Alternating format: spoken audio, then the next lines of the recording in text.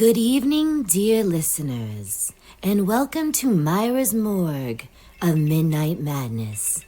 Tonight, I will be your guide through the shadowy corners of history, where fiction and reality once collided in the most chilling way. This is the story of The War of the Worlds, directed and narrated by young Orson Welles.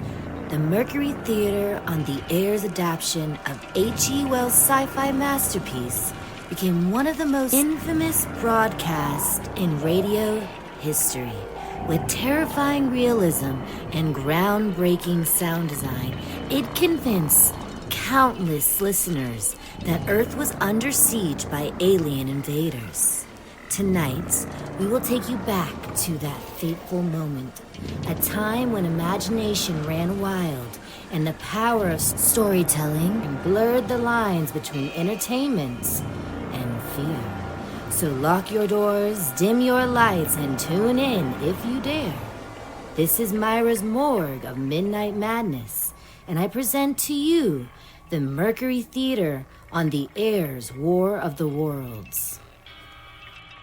Columbia Broadcasting System and its affiliated stations present Orson Welles and the Mercury Theatre on the Air in The War of the Worlds by H.G. Wells.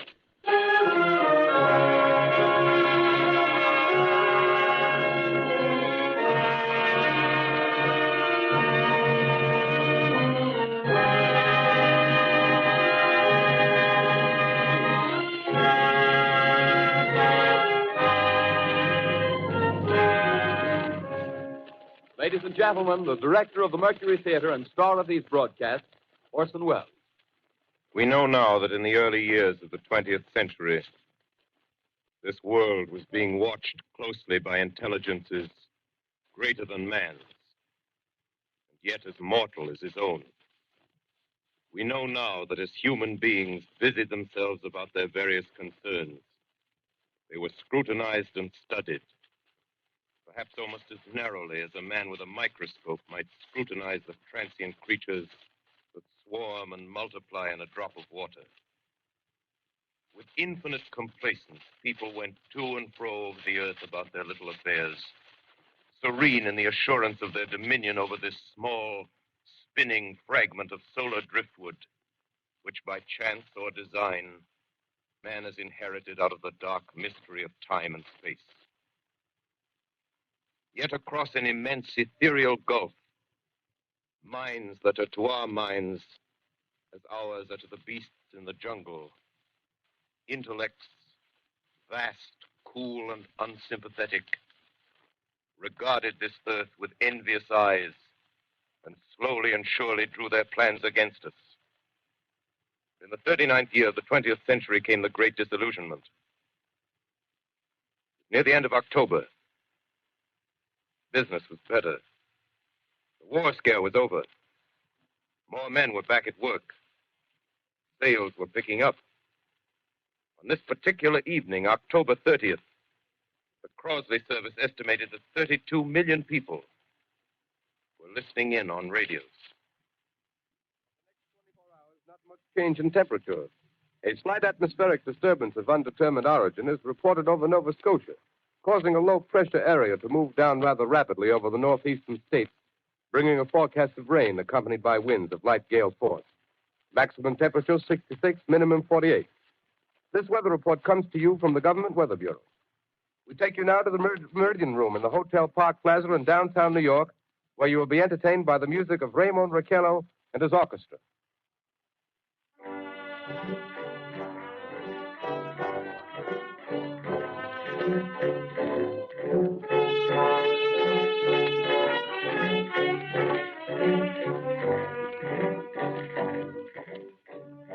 Good evening, ladies and gentlemen.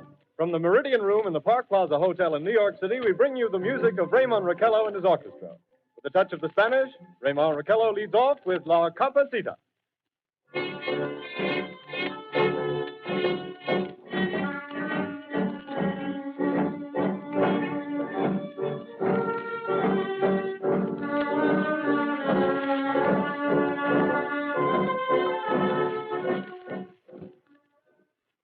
Ladies and gentlemen, we interrupt our program of dance music to bring you a special bulletin from the Intercontinental Radio News. At 20 minutes before 8 Central Time, Professor Farrell of the Mount Jennings Observatory, Chicago, Illinois, reports observing several explosions of incandescent gas occurring at regular intervals on the planet Mars. The spectroscope indicates the gas to be hydrogen and moving toward the Earth with enormous velocity. Professor Pearson of the observatory at Princeton confirms Farrell's observation and describes the phenomenon as, quote, like a jet of blue flame shot from a gun, unquote. We now return you to the music of Ramon Raquello, playing for you in the Meridian Room of the Park Plaza Hotel, situated in downtown New York.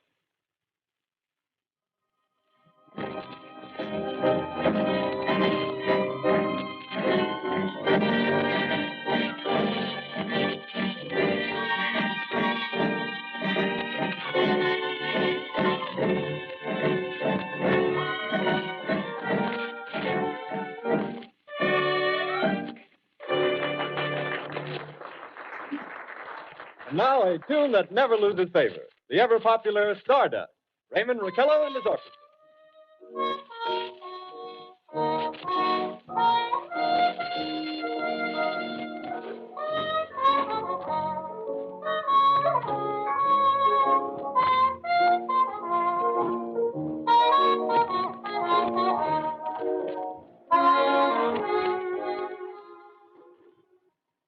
Ladies and gentlemen, following on the news given in our bulletin a moment ago, the Government Meteorological Bureau has requested the large observatories of the country to keep an astronomical watch on any further disturbances occurring on the planet Mars. Due to the unusual nature of this occurrence, we have arranged an interview with the noted astronomer, Professor Pearson, who will give us his views on this event. In a few moments, we will take you to the Princeton Observatory at Princeton, New Jersey. We return you until then to the music of Ramon Raquello and his orchestra.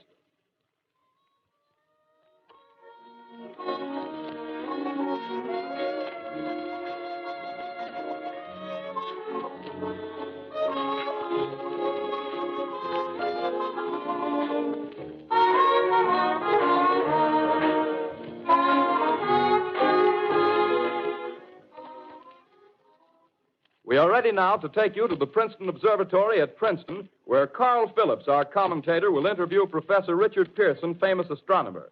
We take you now to Princeton, New Jersey. Good evening, ladies and gentlemen. This is Carl Phillips speaking to you from the observatory at Princeton. I'm standing in a large semicircular room, pitch black except for an oblong split in the ceiling. Through this opening, I can see a sprinkling of stars that cast a kind of frosty glow over the intricate mechanism of the huge telescope. The ticking sound you hear is the vibration of the clockwork. Professor Pearson stands directly above me on a small platform, peering through the giant lens. I'll ask you to be patient, ladies and gentlemen, during any delay that may arise during our interview.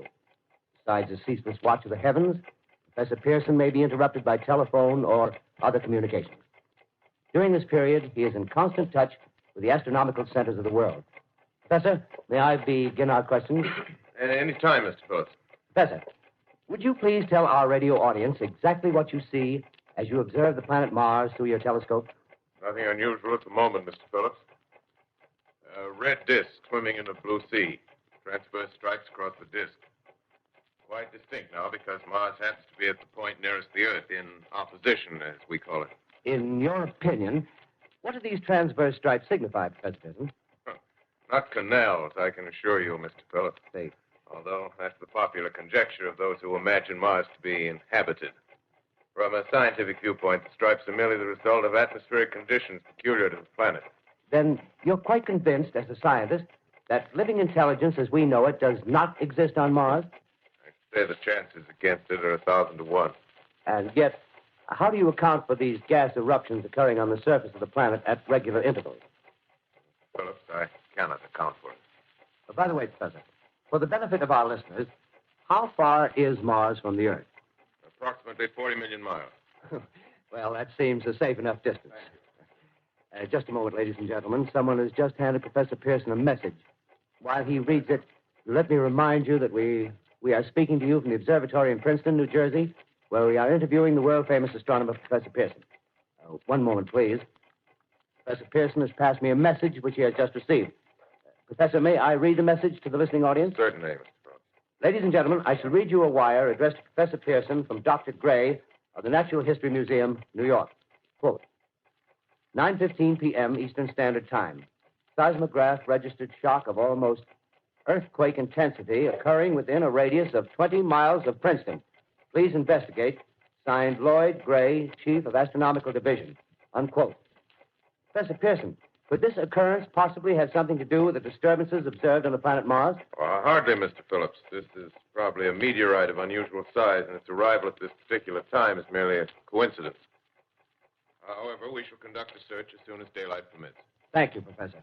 Ladies and gentlemen, for the past 10 minutes, we've been speaking to you from the observatory at Princeton, bringing you a special interview with Professor Pearson, noted astronomer. This is Carl Phillips speaking. We are returning you now to our New York studio.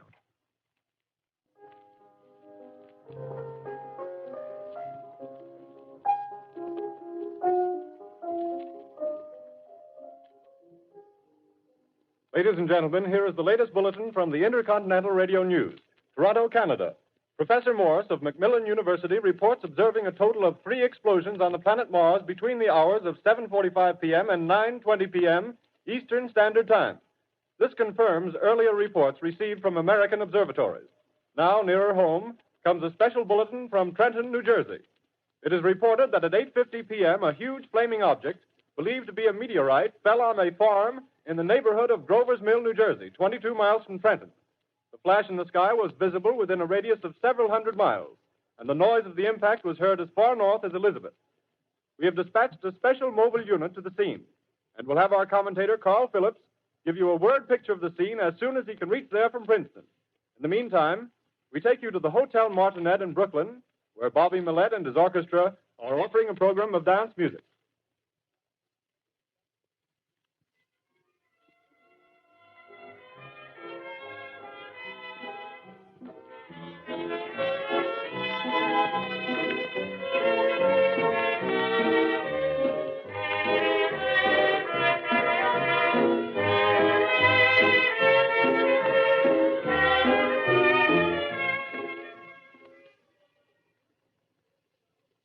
We take you now to Grover's Mill, New Jersey.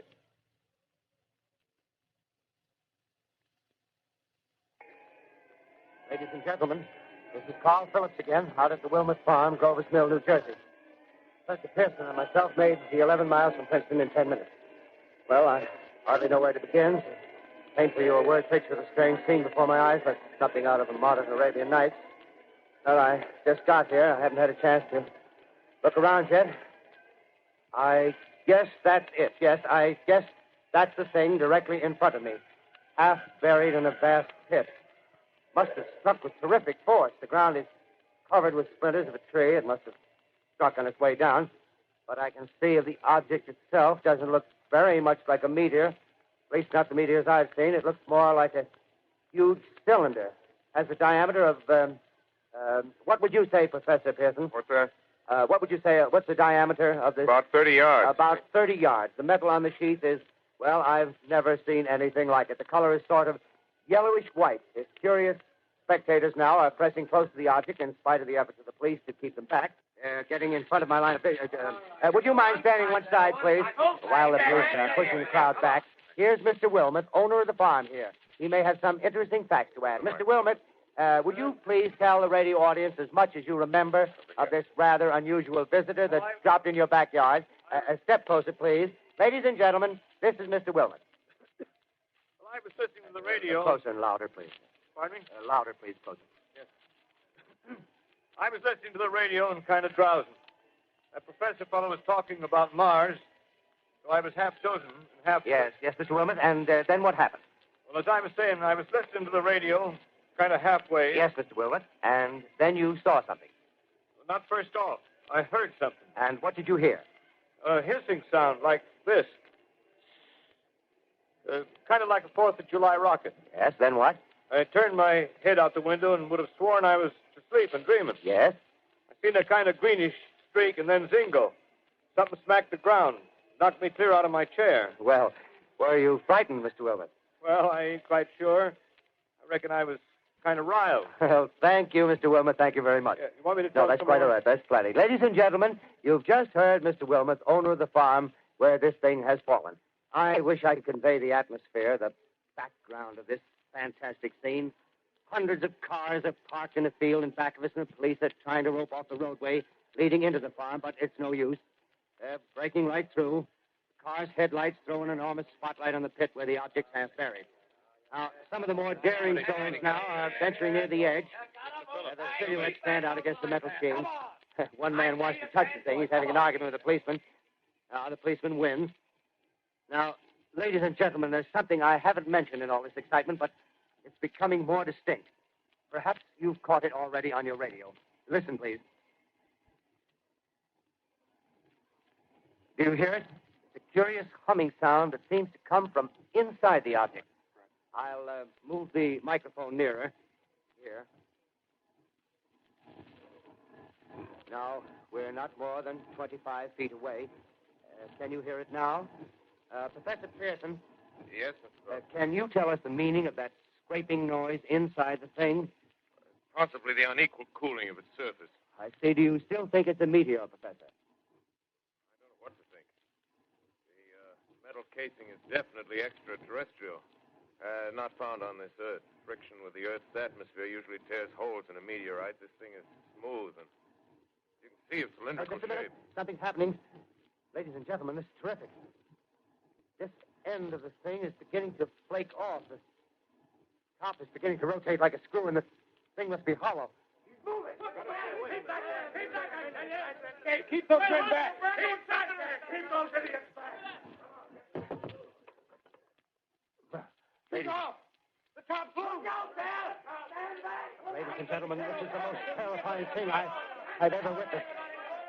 Wait a minute. Someone calling someone or something. I can see turning out of that black hole two luminous discs. The eyes, it might be a face, might be almost but heavens, something wriggling out of the shadow like a gray snake. Now it's another one and another one and another one. They look like tentacles to me. Oh, yeah, I can see the thing's body now. It's large as a bear. It glistens like wet leather, but that face, ladies and gentlemen, it's indescribable. I can hardly force myself to keep looking at it. It's so awful. The eyes are black, and they gleam like a serpent. The mouth is kind of V-shaped with saliva dripping from its rimless lips. It seems to quiver and pulsate, and the monster, or whatever it is, can hardly move. It seems weighed down by possibly gravity or something. The thing's rising up now, and the crowd falls back. They've seen plenty. The most extraordinary experience, ladies and gentlemen. I can't find words. Well, I'll pull this microphone with me as I talk. I'll have to stop the description until I can take a new position. Hold on, will you, please? I'll be right back in a minute.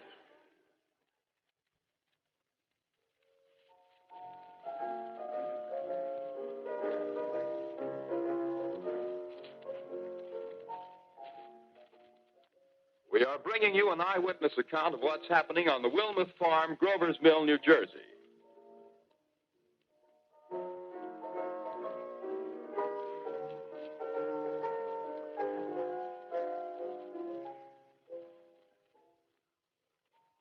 We now return you to Carl Phillips at Grover's Mill.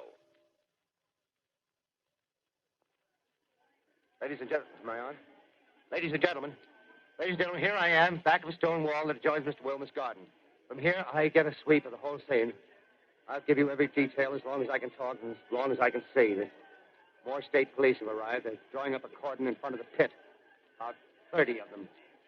No need to push the crowd back now. They're willing to keep their distance. The captain's conferring with someone. Can't quite see who.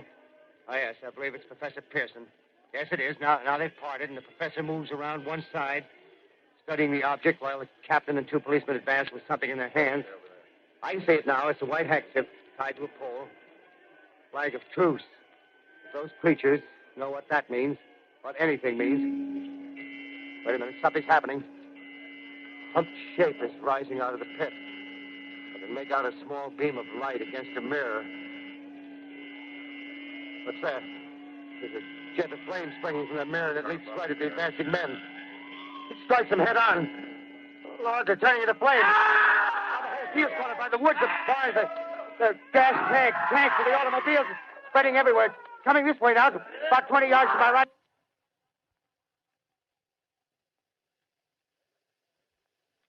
Ladies and gentlemen, due to circumstances beyond our control, we are unable to continue the broadcast from Grover's Mill. Evidently, there's some difficulty with our field transmission. However, we will return to that point at the earliest opportunity.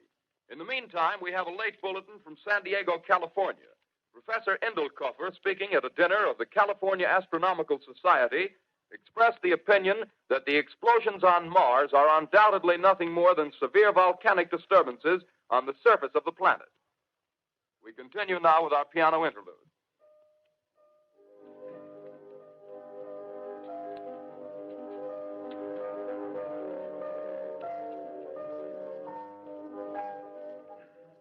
Ladies and gentlemen, I've just been handed a message that came in from Grover's Mill by telephone.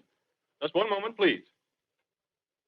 At least 40 people, including 6 state troopers, lie dead in a field east of the village of Grover's Mill, their bodies burned and distorted beyond all possible recognition.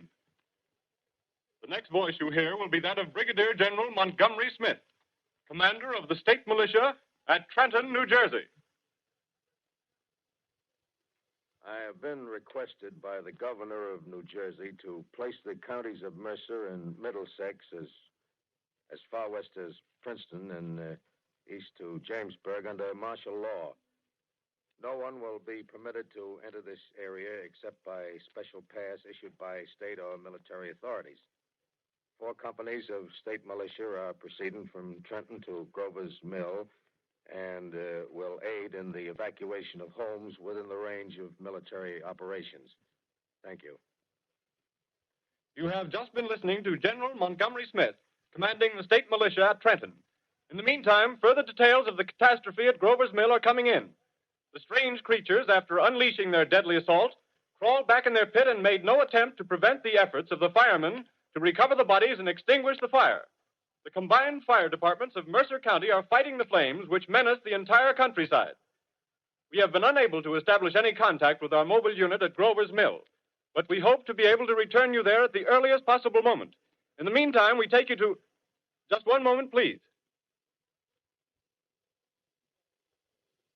Ladies and gentlemen, I have just been informed that we have finally established communication with an eyewitness of the tragedy. Professor Pearson has been located at a farmhouse near Grover's Mill, where he has established an emergency observation post. As a scientist, he will give you his explanation of the calamity. The next voice you hear will be that of Professor Pearson, brought to you by direct wire. Professor Pearson.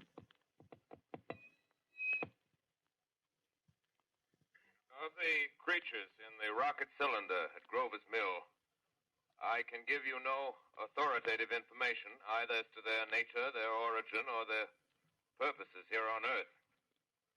Of their destructive instrument, I might venture some conjectural explanation. For want of a better term, I shall refer to the mysterious weapon as a heat ray. It's all too evident that these creatures have scientific knowledge far in advance of our own. It's my guess that in some way they are able to generate an intense heat in a chamber of practically absolute non-conductivity.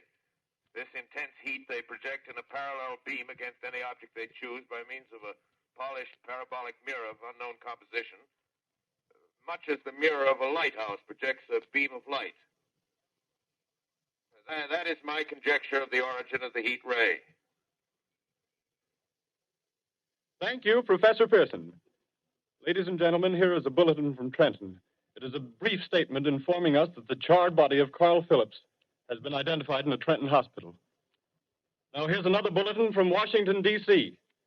The Office of the Director of the National Red Cross reports 10 units of Red Cross emergency workers have been assigned to the headquarters of the state militia, stationed outside of Grover's Mill, New Jersey.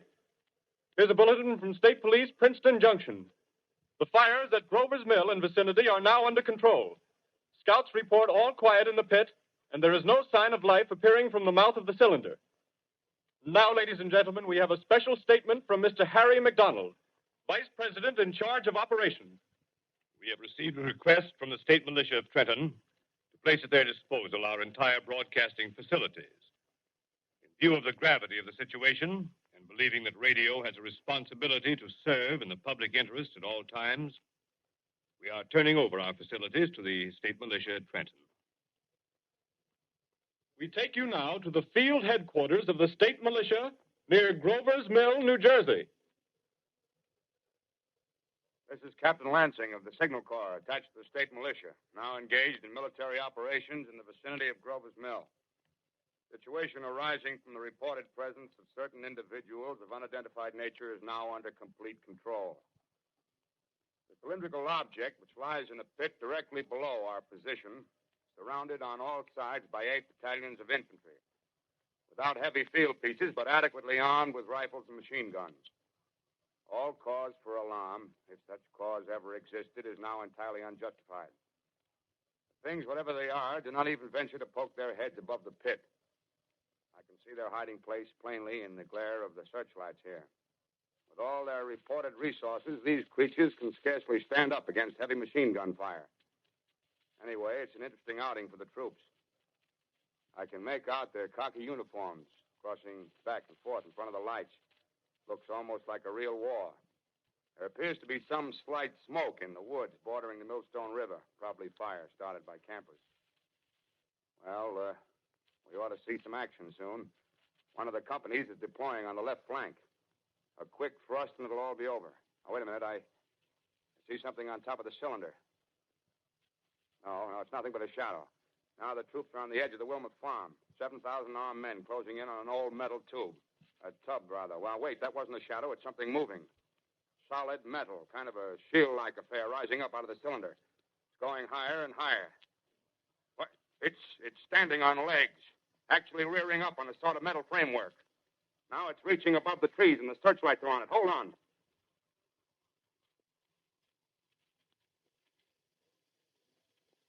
Ladies and gentlemen, I have a grave announcement to make.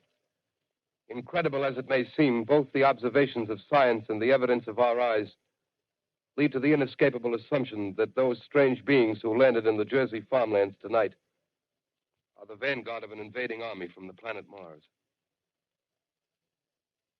The battle which took place tonight at Grover Mills has ended in one of the most startling defeats ever suffered by an army in modern times. 7,000 men armed with rifles and machine guns pitted against a single fighting machine of the invaders from Mars. 120 known survivors. The rest strewn over the battle area from Grover's Mill to Plainsboro, crushed and trampled to death under the metal feet of the monster, or burned to cinders by its heat ray. The monster is now in control of the middle section of New Jersey and has effectively cut the state through its center. Communication lines are down from Pennsylvania to the Atlantic Ocean. Railroad tracks are torn and service from New York to Philadelphia discontinued, except routing some of the trains through Allerton and Phoenixville. Highways to the north, south, and west are clogged with frantic human traffic. Police and army reserves are unable to control the mad flight. By morning, the fugitives will have swelled Philadelphia, Camden, and Trenton. It is estimated to twice their normal population. Martial law prevails throughout New Jersey and eastern Pennsylvania. At this time, we take you to Washington for a special broadcast on the national emergency. The Secretary of the Interior. Citizens of the nation, I shall not try to conceal the gravity of the situation that confronts the country, nor the concern of your government in protecting the lives and property of its people. However, I wish to impress upon you, private citizens and public officials, all of you, the urgent need of calm and resourceful action. Fortunately, this formidable enemy is still confined to a comparatively small area, and we may place our fate in the military forces to keep them there. In the meantime, placing our faith in God, we must continue the performance of our duties, each and every one of us, so that we may confront this destructive adversary with a nation united, courageous, and consecrated to the preservation of human supremacy on this earth. I thank you. You have just heard the Secretary of the Interior speaking from Washington. Bulletins too numerous to read are piling up in the studio here. We're informed that the central portion of New Jersey is blacked out from radio communication due to the effect of the heat ray upon power lines and electrical equipment. Here's a special bulletin in New York. Cables have been received from English, French and German scientific bodies offering assistance. Astronomers report continued gas outbursts at regular intervals on the planet Mars. The majority voiced the opinion that the enemy will be reinforced by additional rocket machines. There have been several attempts made to locate Professor Pearson of Princeton, who has observed Martians at close range. It is feared he was lost in the recent battle. Langham Field, Virginia. Scouting planes report 3 Martian machines visible above treetops, moving north toward Somerville with population fleeing ahead of them. The heat ray is not in use, although advancing at express train speed, invaders pick their way carefully. They seem to be making a conscious effort to avoid destruction of cities and countryside. However, they stop to uproot power lines, bridges, and railroad tracks. Their apparent objective is to crush resistance, paralyze communication, and disorganize human society. Here is a bulletin from Basking Ridge, New Jersey. Coon hunters have stumbled on a second cylinder similar to the first, embedded in the great swamp 20 miles south of Morristown. Army field pieces are proceeding from Newark to blow up the second invading unit before the cylinder can be opened and the fighting machine rigged. They're taking up a position in the foothills of Watchung Mountains. Another bulletin from Langham Field, Virginia. Scouting planes report enemy machines, now 3 in number, increasing speed northward, kicking over houses and trees in their evident haste to form a conjunction with their allies south of Morristown. Machines also sighted by telephone operator east of Middlesex, within 10 miles of Plainfield. Here's a bulletin from Winston Field, Long Island. A fleet of Army bombers carrying heavy explosive flying north in pursuit of enemy. Scouting planes act as guides. They keep the speeding enemy in sight. Just a moment, please, ladies and gentlemen. We've run special wires to the artillery line and adjacent villages to give you direct reports in the zone of the advancing enemy. First, we take you to the battery of the 22nd Field Artillery, located in the Watchung Mountains. Range 32 meters. 32 meters. Direction 39 degrees. 39 degrees. Fire. 140 yards to the right, sir.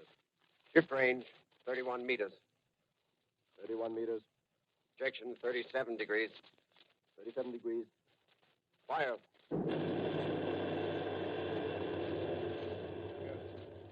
Hit, sir. Got the tripod of one of them. That's off. The others are trying to repair it. Quick, get the range.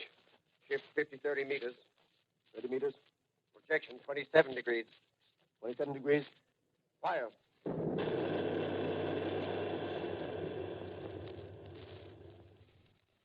see the shell land, sir. Letting off a smoke. What is it? Black smoke, sir. Moving this way. Lying close to the ground. Moving fast. Put on gas masks. Get ready to fire. Shift to 24 meters. 24 meters. Projection 24 degrees. 24 degrees. Fire.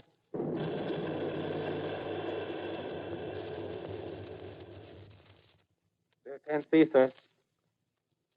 Smoke's coming nearer. Get the range.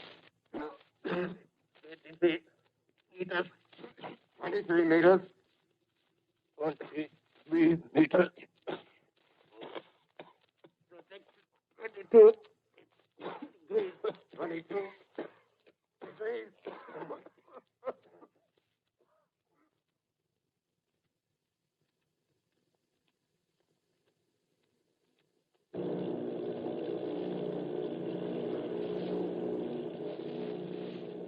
Army bombing plane V-843 off Bayonne, New Jersey. Lieutenant Bolt, commanding 8 bombers, reporting to Commander Fairfax, Langham Field.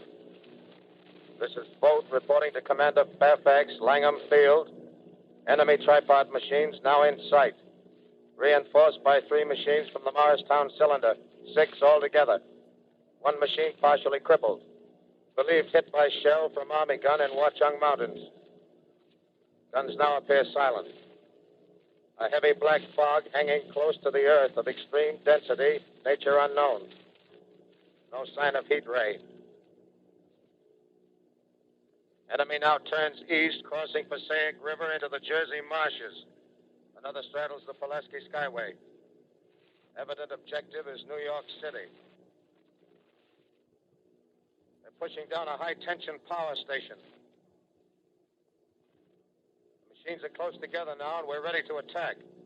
Plane's circling, ready to strike.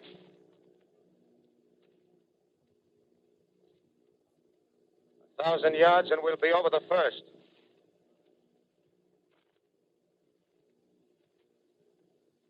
$800 yards.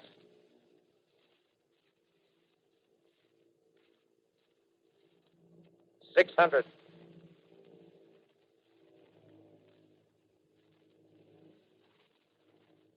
400. 200. There they go. The giant arm raised. Green flash. They're spraying us with flame. 2,000 feet. Engines are giving out. No chance to release bombs. Only one thing left. Drop on them, plane and all. We're diving on the first one. Now the engine's gone. 8.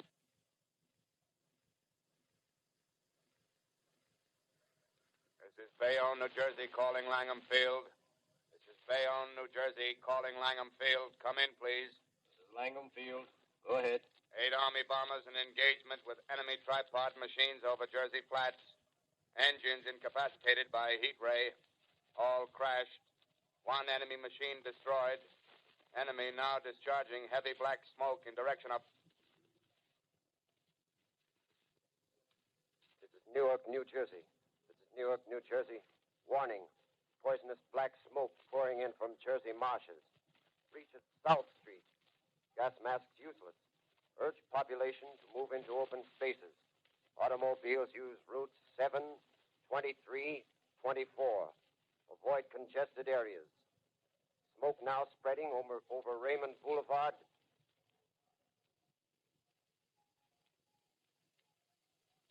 L calling CQ, 2X2L calling CQ, 2X2L calling 8X3R. Come in, please. This is 8X3R coming back at 2X2L. How's reception? How's reception? K, please. Where are you, 8X3R? What's the matter? Where are you?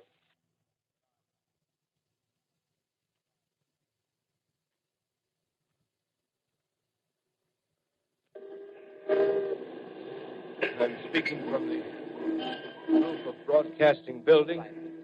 I'm speaking from the roof of Broadcasting Building, New York City. The bells you hear are ringing to warn the people to evacuate the city as Martians approach.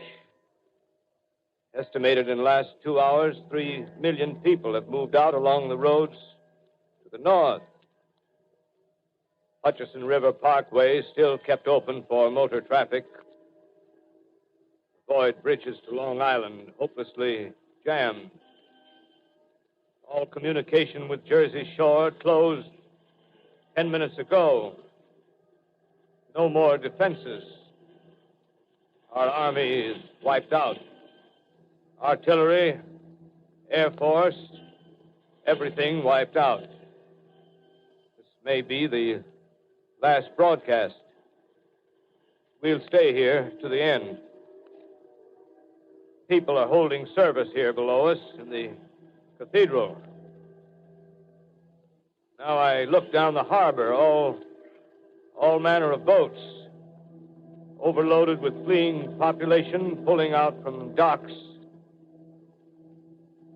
Streets are all jammed. Noise in crowds like New Year's Eve in city.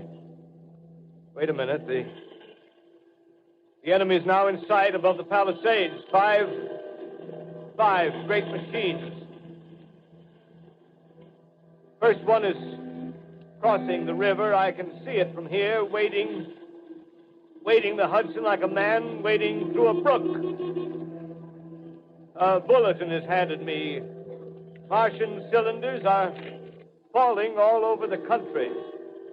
One outside of Buffalo, one in Chicago, St. Louis. Seem to be timed and spaced.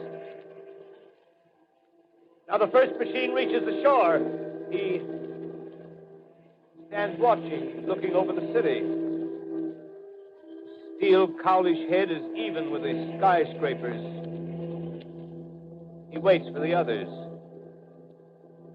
They rise like a line of new towers on the city's west side. Now they're lifting their metal hands.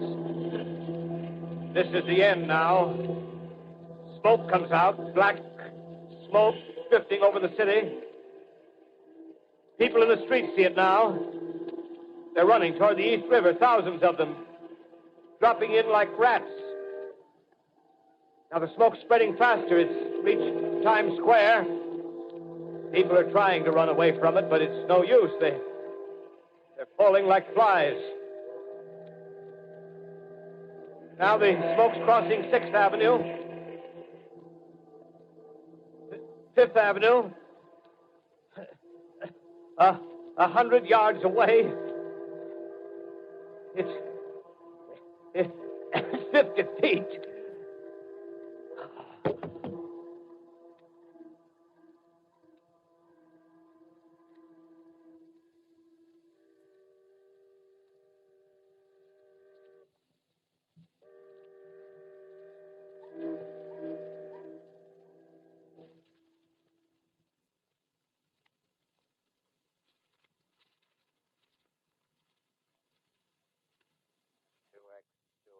Calling CQ. 2X2L calling CQ. 2X2L calling CQ, New York. Isn't there anyone on the air?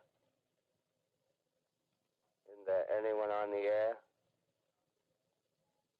Isn't there anyone? 2X2L.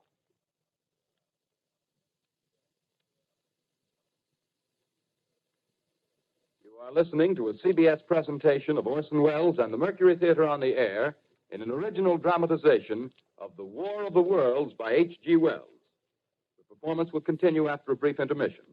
This is the Columbia Broadcasting System. The War of the Worlds by H.G. Wells, starring Orson Welles and the Mercury Theatre on the Air.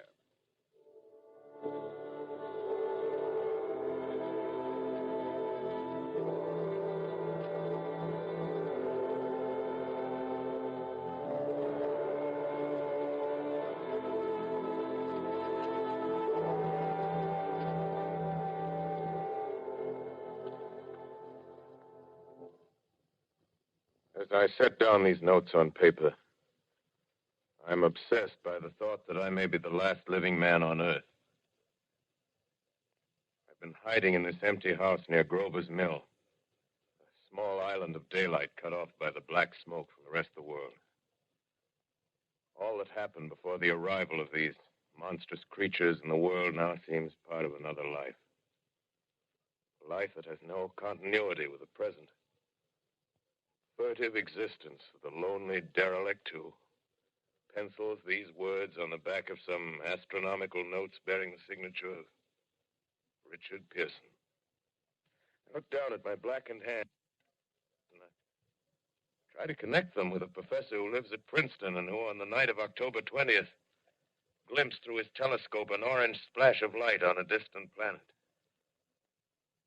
My wife, my colleagues, my students, my books, my observatory, my world. Where are they? Did they ever exist? Am I Richard Pearson? What day is it? Do days exist without calendars? Does time pass when there are no human hands left to wind the clocks? In writing down my daily life, I tell myself I shall preserve human history between the dark covers of this little book that was meant to record the movements of the stars. But to write, I must live, and to live, I must eat. Find moldy bread in the kitchen and an orange not too spoiled to swallow. Keep watch at the window. Time to time, I catch sight of a Martian above the black smoke. The smoke still holds the house in its black coil, but at length there's a hissing sound, and suddenly I see a Martian mounted on his machine, spraying the air with a jet of steam as if to dissipate the smoke. I Watch in a corner as his huge metal legs nearly brush against the house. Exhausted by terror, I fall asleep. Morning. Morning. Sun streams in the window. The black cloud of gas is lifted, and the scorched meadows to the north look as though a black snowstorm had passed over them. I venture from the house. I make my way to a road, no traffic. Here and there, a wrecked car, baggage overturned, a blackened skeleton. Push on north. For some reason, I feel safer trailing these monsters than running away from them. And I keep a careful watch. I've seen the Martians feed. Should one of their machines appear over the top of trees, I'm ready to fling myself flat on the earth. Come to a chestnut tree. October. Chestnuts are ripe. Fill my pockets. Just keep alive. 2 days I wander in a vague northerly direction through a desolate world. Finally, I notice a living creature. A small red squirrel in a beech tree. I stare at him and wonder. He stares back at me. I believe at that moment the animal and I shared the same emotion. The joy of finding another living being. Push on north. I find dead cows in a brackish field, and beyond the charred ruins of a dairy and a silo remain standing guard over the wasteland like a lighthouse, deserted by the sea. Astride the silo perches a weathercock. The arrow points north. North. Next day, I come to a city. City vaguely familiar in its contours, yet its buildings strangely dwarfed and leveled off as if a giant had sliced off its highest towers with a capricious sweep of his hand. Reached the outskirts. I found Newark. Newark, undemolished but humbled by some whim of the advancing Martians. Presently, with an odd feeling of being watched, I caught sight of something crouching in a doorway. I made a step towards it. It rose up and became a man. A man armed with a large knife. Stop! Where do you come from? I come from many places. A long time ago, from Princeton. Princeton, huh? That's near Grover's Mill. Yes. Grover's Mill. There's no food here. This is my country. All this end of town down the river. There's only food for one. Which way are you going? I don't know. I guess I'm looking for people. Hey, what was that? Did you hear something just then? No. Only a bird. A live bird. You get to know that birds have shadows these days. Say, we're in the open here. Let's crawl in this doorway here and talk. Have you seen any Martians? No. They're going over to New York. Night, the sky is alive with their lights, just as if people were still living in it. By daylight, you can't see them. 5 days ago, a couple of them carried something big across the flats from the airport. I think they're learning how to fly. Fly? Yeah, fly. Then it's all over with humanity. Stranger, there's still you and I. 2 of us left. Yeah. They got themselves in solid. They wrecked the greatest country in the world. Those green stars, they're probably falling somewhere every night. They've only lost one machine. There isn't anything to do. We're done. We're licked. Where were you? You're in a uniform. Yeah, what's left of it. I was in the militia. National Guard. That's good. There wasn't any war. Any more than there's war between men and ants. Yes, but we're eatable ants. I found that out. What'll they do to us? I thought it all out. Right now, we're caught as we're wanted. A Martian only has to go a few miles to get a crowd on the run. But they won't keep on doing that. They'll begin catching us systematic, like keeping the best and storing us in cages and things. They haven't begun on us yet. Not begun. Not begun. All that's happened so far is because we don't have sense enough to keep quiet. Bothering them with guns and such stuff and losing our heads and rushing off in crowds. No, instead of our rushing around blind, we got to fix ourselves up. Fix ourselves up according to the way things are now. Cities, nations, civilization, progress. Yes, but if that's so, what is there to live for? Well, there won't be any more concerts for 1,000,000 years or so, and no nice little dinners at restaurants. If it's amusement you're after, I guess the game's up. What is there left? Life, that's what. I want to live. Yeah, and so do you. We're not going to be exterminated. And I don't mean to be caught either. Tamed and fattened and bred like an ox. What are you going to do? I'm going on. Right under their feet. I got a plan. We men as men, we're finished. We don't know enough. We got to learn plenty before we got a chance. We've got to live and keep free while we learn, see? I've thought it all out, see? Well, tell me the rest. Well, it isn't all of us that are made for wild beasts. That's what it got to. That's what it got to be. That's why I watched you. Watched you. All those little office workers that used to live in these houses. They be no good. They haven't any stuff in them. They used to run off to work. I've seen hundreds of them running to catch their commuter's train in the morning, afraid they'd get canned if they didn't. Running back at night, afraid they wouldn't be in time for dinner. Lives insured and a little invested in case of accidents. Yeah, and on Sundays, worried about the hereafter. Well, the Martians, they'll be a godsend for those guys. Nice roomy cages, good food, careful breeding, no worries. Yeah, after a week or so of chasing around the fields on empty stomachs, they'll come and be glad to be caught. You've thought it all out, haven't you? Sure, you bet I have. That isn't all. These Martians are going to make pets of some of them. Train them to do tricks. Who knows? Get sentimental over the pet boy who grew up and had to be killed. Yeah. And some, maybe, they'll train to hunt us. Oh, no, it's impossible. Human. Yes, they will. There's men who do it gladly. If one of them ever comes after me, by... In the meantime, you and I and others like us, where are we to live when the Martians own the Earth? I got it all figured out. We'll live underground. I've been thinking about the sewers. Under New York, there are miles and miles of them. The main ones, they're big enough for anybody.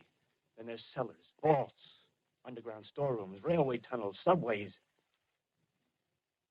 You begin to see, huh? We'll get a bunch of strong men together. No weaklings. That rubbish, out. As you meant me to go. All right. Give you a chance, didn't I? Won't quarrel about that. Go on. Well, we got to make safe places for us to stay in, see?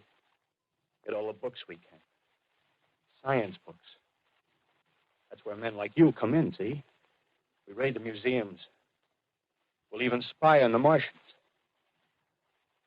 May not be so much we have to learn before... Listen. Just imagine this. 4 or 5 of their own fighting machines suddenly start off. Heat rays right and left. Not a Martian in them. Not a Martian in them, see? But men. Men who've learned the way how. Maybe in our time. Gee. Imagine having one of them lovely things with its heat ray wide and free. We'd turn it on Martians. We'd turn it on men. We'd bring everybody down on their knees. That's your plan. You, me, a few more of us. We'd own the world. I see.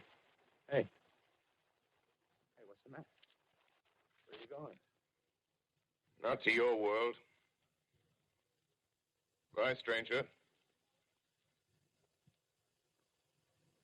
Well, after parting with the artilleryman, I came at last to the Holland Tunnel. I entered that silent tube.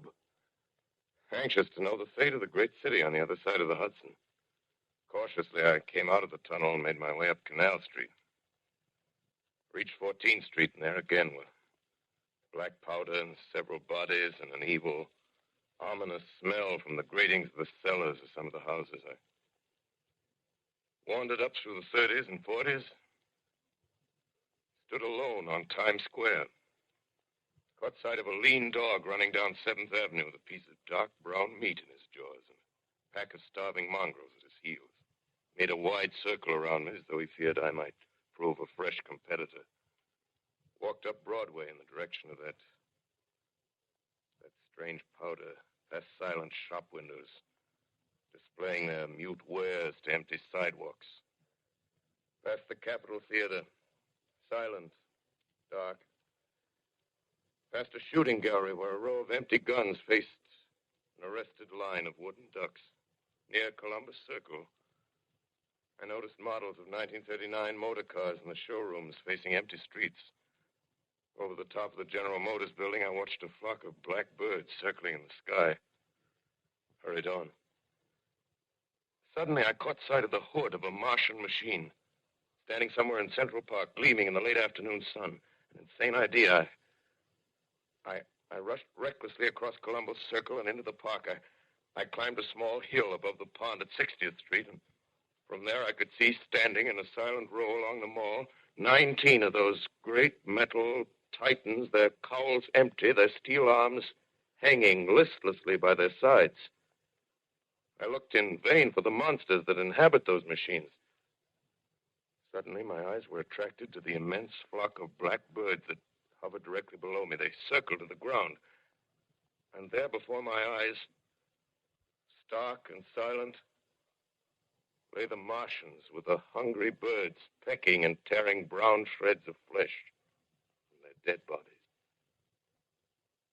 Later, when their bodies were examined in laboratories, it was found that they were killed by the putrefactive and disease bacteria against which their systems were unprepared.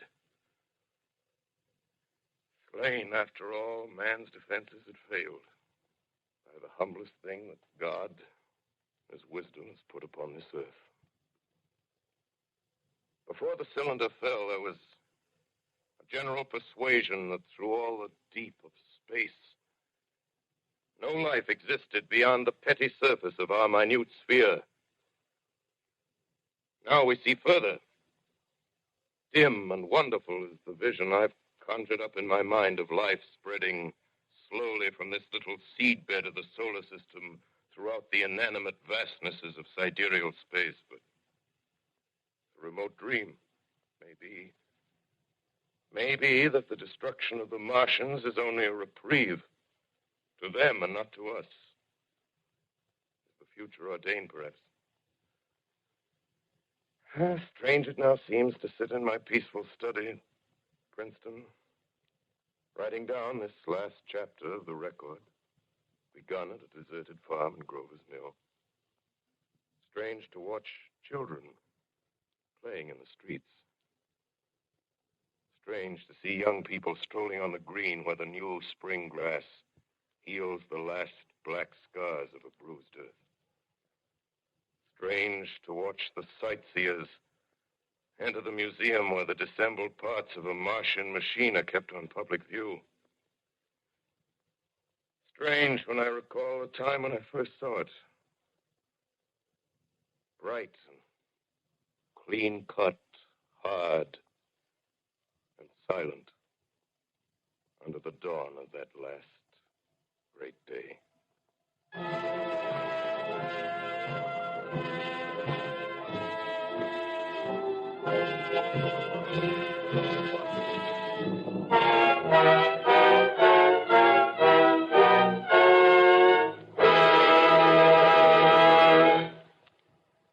This is Orson Welles, ladies and gentlemen. Out of character, to assure you that the War of the Worlds has no further significance than as the holiday offering it was intended to be. The Mercury Theatre's own radio version of dressing up in a sheet and jumping out of a bush and saying boo. Starting now, we couldn't soap all your windows and steal all your garden gates. By tomorrow night, so we did the best next thing. We annihilated the world before your very ears and utterly destroyed the CBS. You will be relieved, I hope, to learn that we didn't mean it and that both institutions are still open for business. So goodbye, everybody, and remember, please, for the next day or so, the terrible lesson you learned tonight.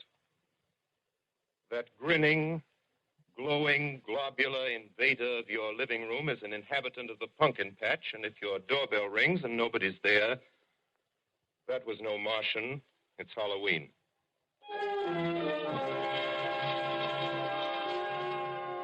Tonight, the Columbia Broadcasting System and its affiliated stations coast to coast has brought you The War of the Worlds by H.G. Wells, the 17th in its weekly series of dramatic broadcasts featuring Orson Welles and the Mercury Theatre on the air. Next week, we present a dramatization of 3 famous short stories. This is the Columbia Broadcasting System.